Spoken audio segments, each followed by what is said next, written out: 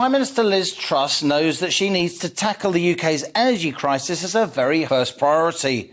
Household fuel bills are soaring, given that rising Ofgem energy price cap. And UK businesses benefit from no price cap protection whatsoever, so they're facing even sharper price spikes. Last autumn, the Ofgem energy regulator capped the energy bills for a typical family at £1,277.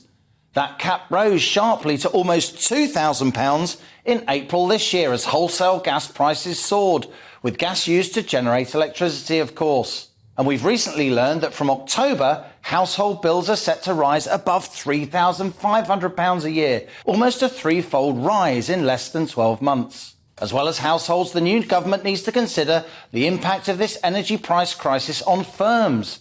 Across Britain, all kinds of companies, from pubs, shops and restaurants to steel makers and manufacturers, they're seeing their energy bills spiral, even more than households.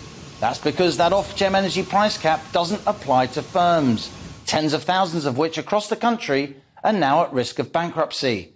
So what is this new government energy support package going to look like?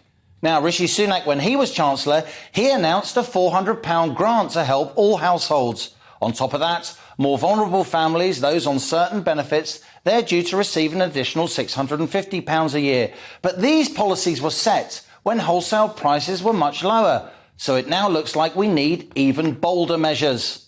Truss and her team are now expected to freeze energy prices for 2 years at April 2022 levels, scrapping that recently announced October Ofgem price cap altogether, and that's likely to cost the government around £100 billion. That's more than furlough. At a stroke, it doubles government borrowing this year. The reality is that this huge bill could soar even more. As the war in Ukraine drags on, those wholesale energy prices, they remain high and extremely volatile, not least with Russia restricting supplies of gas to Western Europe.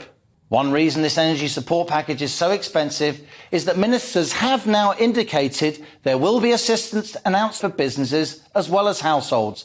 To me, that makes total sense, because if countless businesses fold, we could have a jobs crisis too. But the cost that Liz Truss is going to announce is going to be sky high, and there's concern financial markets could rebel as the government tries to borrow much more.